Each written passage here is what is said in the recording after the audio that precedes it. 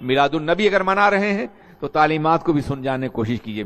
میلاد النبی منا رہے ہیں تو پیغمبر انسانیت کی انسانی قدروں کا جائزہ لیجیے.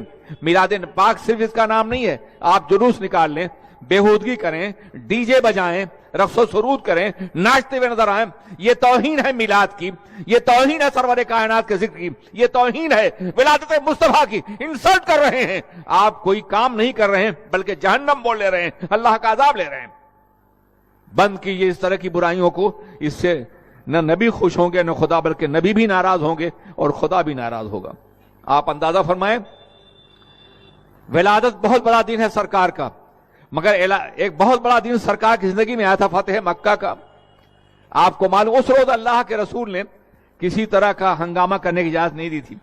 عالم یہ ہے کہ آپ جا رہے ہیں تو اونٹ کے کوہان پر آپ کا سر جھکا ہوا اللہ کی بندگی کر رہے ہیں, خدا کی تسبیح پڑھ رہے ہیں. ایک صاحب نے جوش میں کہا تھا الیوم یوم الملحمہ, آج کا دن تو خون ریزی کا دن ہے. تو اللہ کے رسول نے ان سے قیادت کا جھنڈا چھین لیا اور فرمایا نہیں, الیوم یوم المرحمہ, آج کا دن تو رحمت کا دن ہے, آج کا دن تو پیار کا دن ہے. جو برائیاں آپ کرتے ہیں خدا را اس سے باز آ جائیے. لوگ تانا دیتے ہیں ہمیں کہ یہ میلاد النبی منانے والے ان باتوں کی اجازت دیتے ہوں گے, یا معاذ اللہ میلاد شاید اسی طریقے کا منایا جاتا ہو. ہم نے یورپ میں اس طرح کی رسم رکھی, وہاں ڈی جے نہیں بجانے دیتے, ہم وہاں ناچنے نہیں دیتے, وہاں کودنے نہیں دیتے, بلکہ میلاد کا جلوس نکلتا ہے برمنگھم میں, مانچسٹر میں نکلتا ہے, اسی طرح سے یورپ کے مختلف ملکوں میں نکلتا ہے. آپ کبھی ٹی وی پر دیکھ سکتے ہیں, ہالینڈ میں نکلتا ہے.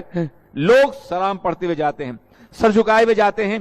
کچھ کتابچے انگلش اور ڈچ میں ہوتے ہیں, جرمن میں, جو غیر مسلموں کو تقسیم کرتے ہیں, اور ایک مٹھائی اور ایک پھول ہر غیر مسلم کو تقسیم کیا جاتا ہے, اور رسول پاک کی رحمت اور ان کی حیات کا تذکرہ ہوتا ہے. ہم نے میلاد کا خود وہاں رواج دیا ہے. وہاں نئے نئے لوگ آ رہے ہیں, لیکن جانتے ہیں اس کی برکت کیا ہے؟ اس کی برکت یہ کہ پورا معاشرہ ایک منظم اور باوقار معاشرہ ہے. یہاں سے زیادہ آزادیاں ہیں وہاں, یہاں زیادہ گناہ ہیں وہاں, یہاں زیادہ آوارگی ہے وہاں, یہاں زیادہ بے پردگی ہے وہاں. لیکن ایک عورت بے پردہ نظر نہیں آئے گی, ایک بھی آزادی کا کوئی کام وہاں نہیں ہوگا. لوگ میلاد کو میلاد کی طرح سے مناتے ہیں, ذکر رسول کرتے ہیں. ایک لٹریچر ہوتا ہے, پمفلٹ ہوتا ہے جس میں حضور کی سیرت ہوتی ہے, ڈچ میں, انگلش میں, جرمن میں اور زبانوں میں تقسیم کیا جاتا ہے. ایک پھول ہوتا ہے, مٹھائی ہوتی ہے, کبھی ایک ڈبہ ہوتا ہے, کبھی چند مٹھائی ہوتی ہے, جو سڑک پہ کھڑے ہوئے غیر مسلموں کو, انگلش کو, ڈچ کو اور جرمن کو دی جاتی ہے تاکہ وہ سرکار کی سیرت پڑھ سکیں, سرکار کو جان سکیں. آپ کیا کر رہے ہیں؟ یہ کون سا میلاد منا رہے ہیں؟ یہ کون سا تذکرہ کر رہے ہیں؟ آپ سمجھائیے نوجوانوں کو. بدنام نہ کریں وہ ہمیں, بدنام نہ کریں سیرت رسول کو, بدنام نہ کریں اللہ کے رسول کے مقدس دن کو, ان کی ولادت کو. میں عرض کرنا چاہتا ہوں, سرکار نے فتح مکہ کی خوشی بھی اس طرح نہیں منائی جیسے کہ تم سرکار کی ولادت کا دن منا رہے ہو. یہ طریقہ غلط ہے. اچھا ہے مجھے بلا لیا گیا ہے, میں اپنے محسوسات اور جذبات کو پیش کر رہا ہوں.